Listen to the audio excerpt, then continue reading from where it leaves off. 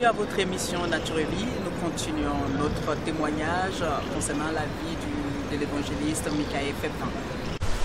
En fait, j'ai rencontré le Seigneur tout spécialement. En fait, c'est vraiment un pasteur qui est venu me parler, me demander si je connaissais Jésus. Et moi qui étais dans l'islam, j'ai envoyé balader, tout ça. J'ai dit ouais, moi j'ai en bain, tout ça, j'ai sombré. Et tout compte fait, sans me rendre compte qu'il y avait semé en moi.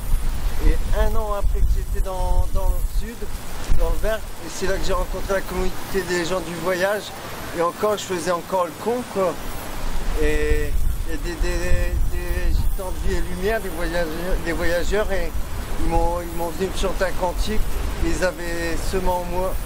Et j'avais demandé, toi, un CD, et leur chanson, ils m'ont donné un CD de Maggie Blanchard et un CD d'enseignement de Raymond Payan. Et en fait, tout par la suite, et peut-être une semaine après, ils sont partis.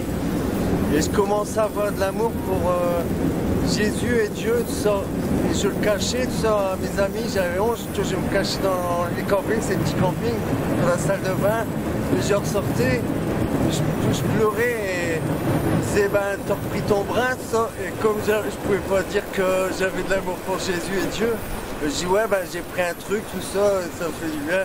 Et en fait, au fond de moi, tu vois, je prenais plus rien, mais j'avais tellement un amour très très fort, toi, que je pleurais, j'étais pas bien, j'étais attristé.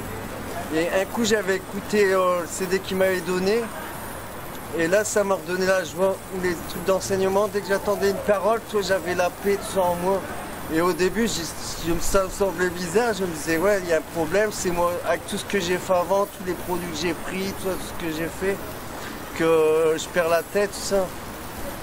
Et alors je testais, toi, des moments j'ai arrêté, j'avais tout le temps son amour et ça grandissait.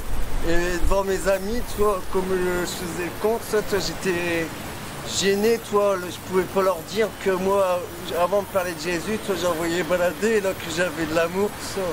Mais mon ami, il bénissait le pain, tout ça, et moi, j'insultais, tout ça, je dis, ouais, qu'est-ce que tu fais, nana, et que j'étais touché comme ça. Et après, c'est parti. J'ai commencé à porter une croix. Même mes amis se moquaient de moi, tu vois, que j'ai porté une croix. Et après, j'avais une soif. Et même au boulot, ça, je travaillais avec beaucoup de musulmans, je commençais à parler de Jésus, ça. Et j'étais pas encore baptisé. Et je travaillais à un moment à Pizzorno, c'est une autre collecte des déchets, tout ça, c'est des poubelles, tu vois. En fait, là-bas, on dit agent de collecte. Et je travaillais, et un coup de travail en pleine nuit, il y a un CD qui sort, et c'était la Passion du Christ. Tout ça, alors, c'est là que je m'enchaîne, je vais voir les chrétiens, je parlais, ils me disent, ouais, le Seigneur, il y a des grandes choses pour toi, tout ça. Et moi, tu vois, toujours, bah, tu vois, je croyais pas, je doutais, je disais, c'est fou, quoi. Et plein d'appels comme ça, le Seigneur, il me tendait la main, et j'avais même rencontré une dame. Je travaillais à Pizzorno dans les poubelles, une dame habillée en blanc, et à un moment elle est venue comme ça vers nous, je peux vous embrasser, tout ça. Et j'ai voulu lui dire, ben, comme Jésus, elle a dit aimez-vous les uns les autres avant que je parle, et elle m'a serré dans les bras. Et peut-être un mois après, toi, j'essayais de lutter, toi, le monde, toi, Dieu, j'étais perdu. Et un moment, j'ai à cœur d'aller la voir. En fait, la femme, elle habitait même plus dans les blocs, elle n'a jamais habité là. Et c'est vraiment le Seigneur qui m'appelait, quoi. Et après, ça a continué, j'ai une soif. Et dès que je me suis fait baptiser, et là, ça a grandi, le Seigneur, il m'a mis des trucs en moi. Moi qui voulais plus quitter le verre, moi qui cherche après l'argent, tout ça, j'ai tout le temps couru après l'argent. Et là, j'avais tout trouvé. Le Seigneur, je disais, je quitterai jamais le golfe de Saint-Tropez, c'est un paradis, tout ça pour moi. Et le Seigneur, il a tout changé, quoi. Il m'a fait tout quitter, tout ça, pour le servir. Et je partais, demain je travaillais, je partais le week-end, je faisais 600 bornes. J'allais en Espagne, tout ça. Je rentrais d'Espagne, j'allais au boulot directement et j'avais cette joie, toi, de servir le Seigneur. Et même mes amis me disaient, tu dois bien te payer quoi, pour servir le Seigneur. Je dis non, c'est moi qui paye pour ça, c'est un privilège ça. Et une soif de parler de tout ce qu'il a fait dans ma vie quoi. Comme je suis un rescapé, toi, je me suis pris quoi, coup de couteau, je me suis pendu en étant à l'âge de 15 ans.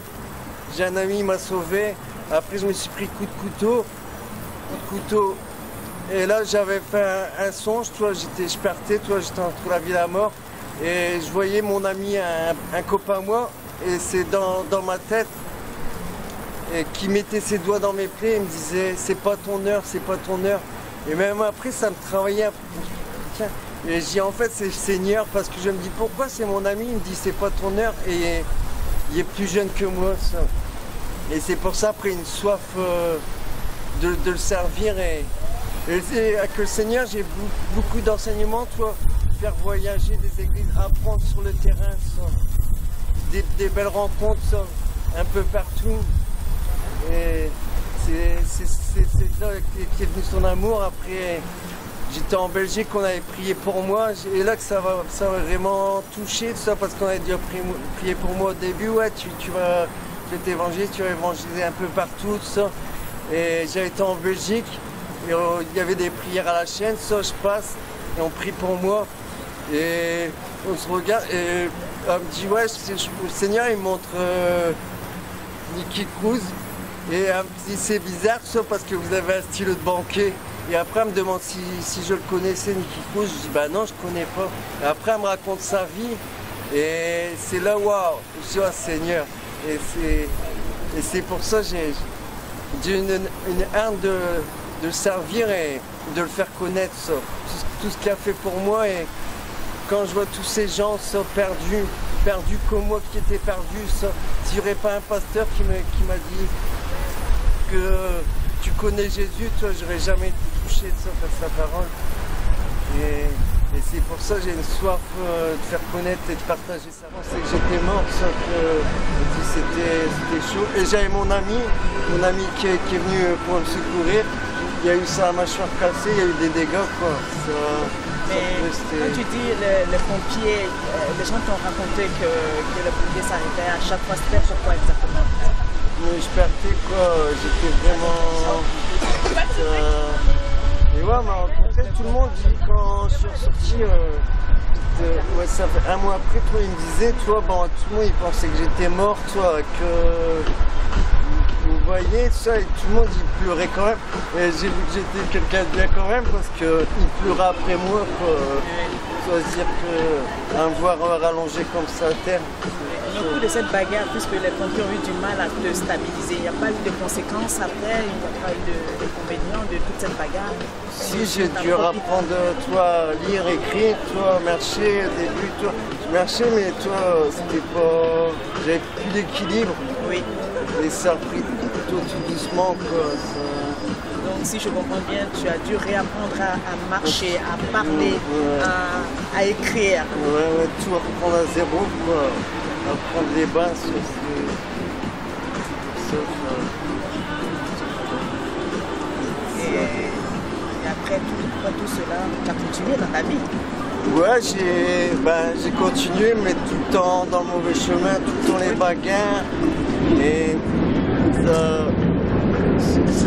j'ai tout le temps des épreuves, toi. En fait, que je cherchais, des traumatismes crâniens, tout ça, c'est... 4 traumatismes crâniens, c'est ça? Ouais, 4 traumatismes crâniens. Même mes parents, ils venaient voir à l'hôpital, dès que j'en venais, ils pleuraient, ils me disaient, un de ces jours, toi, on va voir les policiers, c'est que t'es mort, toi. Et ma mère, elle avait peur, et mon père, dès qu'il voyait un policier à la porte ou un pompier, il arrivait un truc à Michael. Michael, il a fait fond. Et c'est pour ça. Une autre question que je vais te poser, parce que tu as dit, après tout cela, il y avait le mal-être, et tu t'es retrouvé, tu as commencé à faire des cases, tu as commencé à faire des cambriolages. Et tu ouvrais des coffres forts et tu t'es retrouvé, en prison. Ouais. Et dans cette prison, tu as fait de mauvaises rencontres aussi qui t'ont amené dans une autre direction, c'est ce que j'ai compris. Et tu as laissé les casses et tu es passé carrément à la drogue, toi. En fait, c'est une méthode moins violente, toi. Parce que toi, les cambriolages, toi, les gens, ils sont effrayés quand même, toi. Oui. Parce que quand tu vois comme nous on dit, quand tu vois quelqu'un de cagoulé, c'est effrayant. Comme quand tu vois les forces d'intervention à venir, même nous, on faisait le coup, toi, t'es impressionné quand même. Oui. Et j'ai rencontré un Belge, 70 ans, un grand trafiquant, ça. Il m'a reproché une tonne et il m'a tout venu me prendre sous son aile, tout ça, travailler. C'est là que j'ai dit, waouh.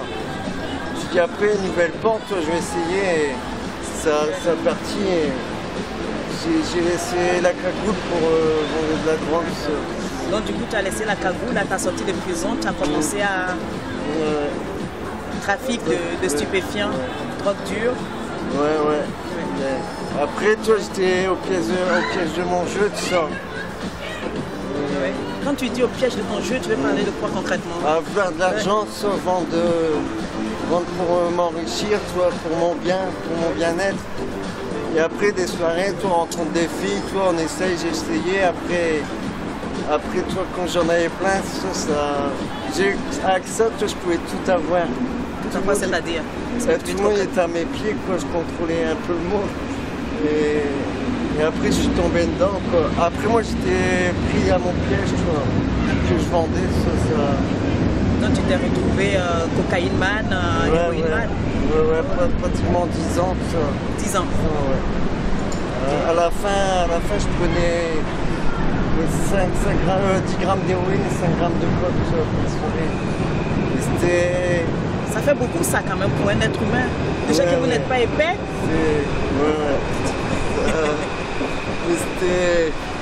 Mais c'est pour ça, et j'avais une soif, toi, et j'ai tout le temps eu pas de limite, toi, je veux tout le temps en plus. Ouais. Comme je dis, quand j'ai des conneries, il y a des moments où je voulais tout ça, c'est faire plaisir. Pas pour m'enrichir, être plus riche, toi, même si j'avais de l'argent, je pensais, toi... Et donc, si je comprends bien, ce trafic de stupéfiants t'a amené à avoir cette addiction aussi. Oui. Et à la suite de cela, tu es retourné en prison ou tu as continué ta vie? Là, je suis retourné en prison. Trafic de drogue.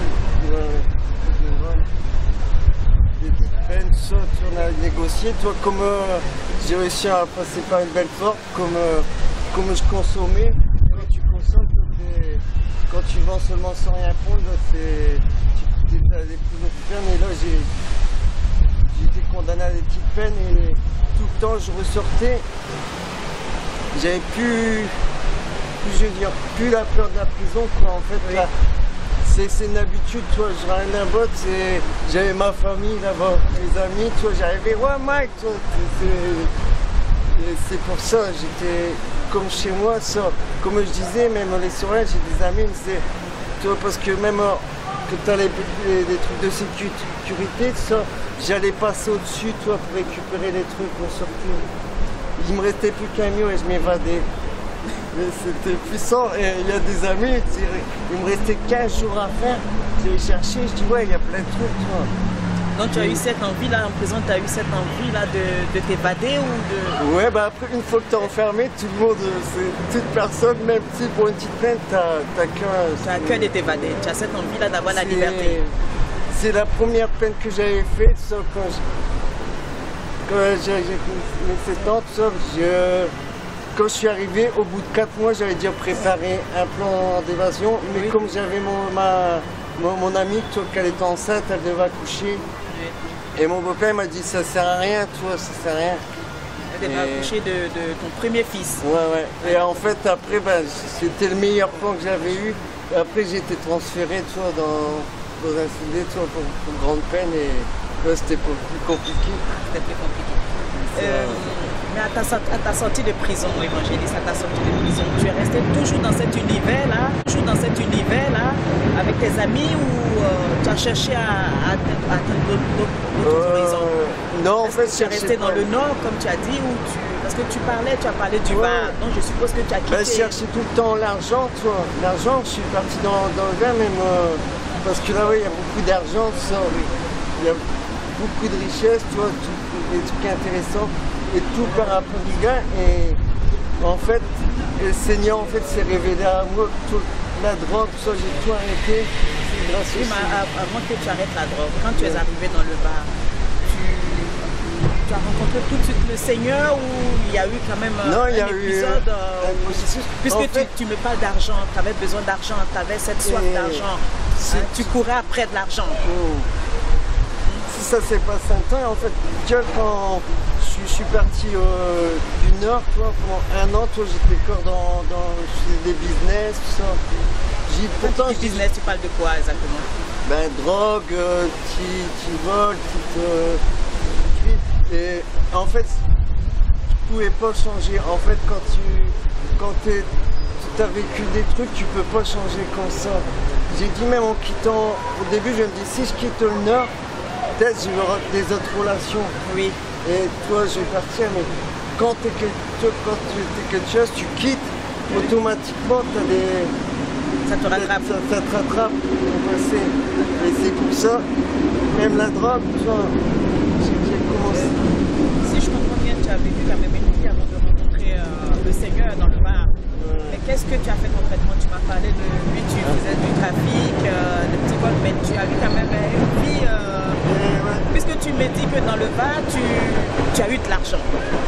Qu'est-ce que tu as fait pour avoir de l'argent, pour avoir une vie dans les beaux hôtels, dans les...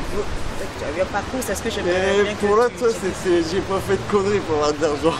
Oh d'accord, t'as pas fait de conneries. J'ai rencontré une fille, tu vois, elle était pleine d'argent, toi. Je la vois en sortant d'un tabac, puis elle me parle, et je dis ouais, je suis pas d'ici. Elle me dit ouais, t'es du Nord avec mon accent. Et elle me dit je peux venir chez toi ce soir. Et j'ai pas de problème. Et elle me rappelle au soir, elle me dit je viens chez toi. J'étais gêné, je dis bah, j'habite en caravane. je lui dis la vérité, elle est venue. Et après elle me dit ouais, tu dors à l'hôtel. Je suis venu à l'hôtel. Et après le lendemain matin, elle discutait des grosses sommes d'argent. Et moi comme j'étais curieux, bah, j'étais venu. Après elle me dit on va à Cannes. Et c'est là qu'on est resté ensemble. Et après on s'est dit on va vers des magasins. Et après acheter un appart à Cannes. Puis après le Seigneur il commençait à se révéler à moi, tout ça, j'avais même, au début, tu vois, j'avais dit qu'il y avait plus d'un an avant, ouais, c'est à Lyon. Et je faisais un mois après Budapest, la drogue, en transformé, j'ai grandi, tout ça. Tu as grandi dans le Seigneur. Et j'ai plein d'appels et c'est...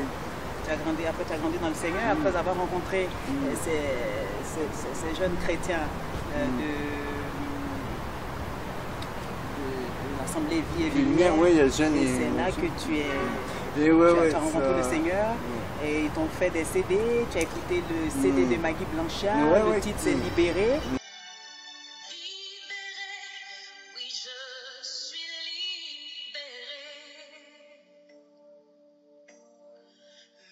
Et là, comme tu disais, ça t'a fait vraiment, c'est comme si c'était un fouet comme ça, c'est pour ça, un marteau comme ça sur ta tête, tu t'es retrouvé à genoux, c'est ça? Oui, et ça m'a interpellé tout ça parce que je dis, tout le monde dit, ouais, ça fait bizarre de votre chrétien, même mes amis, toi, qu'est-ce que tu prépares? Tout de suite, je pensais que je prépare un coup, quoi. Moi, que j'ai tout le temps jamais connu. Et là, j'avais besoin, et je chantais que j'avais, tu vois, la paix et la joie. Oui. Et au début, je veux dire... Maggie Blanchard. Quelle reste rencontré, pour la grâce de Dieu. Et tu vois, j'avais besoin, et comme je suis testeur, j'ai vu comme avec la drogue, quand ça te prend plaisir. Et tu vois, j'ai essayé d'avancer plus avec le Seigneur. Oui. Comme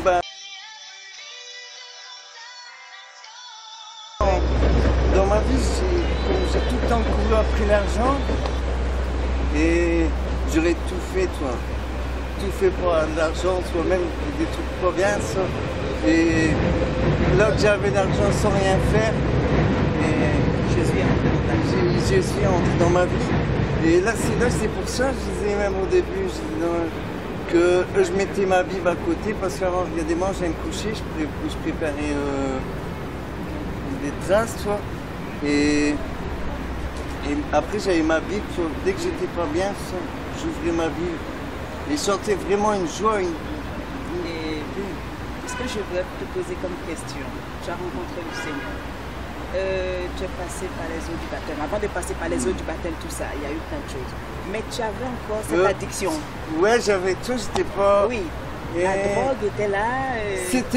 C'était revenu festif comme mon enfance quand j'étais plus jeune. Oui. Mais toi, c'est tout le temps... Mais dès que j'étais baptisé, ça, oui. il y a eu là un changement, ça. J'ai toute une conscience sur savoir le mal et le bien, ça. Oui. Que toi... Et c'est des trucs marrants. Et même avant ça que je sois baptisé, j'avais des signes du Seigneur, ça, comme ça, et dans les camions poubelles, tout ça. Oui. Et que j'avais même un CD, c'était La Passion du Christ, toi. Oui. Tu mets toi un CD qui ressort comme ça. De la poubelle, quoi. Ouais. Et même quand je serais avec des musulmans, toi, j'ai une photo, ça. Et toi, j'étais pas convaincu. Comme je savais que j'avais l'amour, ça me faisait changer. Oui. Je testais. Toi, je demandais, ouais. Et... Donc, jusqu'à ce que tu arrives au baptême, le baptême par immersion. Ouais. Et c'est là que tu as arrêté. Cool. Ouais. Là, c'est tout. C'est là que tu as tout arrêté, la drogue. Toute la drogue, ouais. Comme ça, d'un coup, j'ai plus besoin de ça de...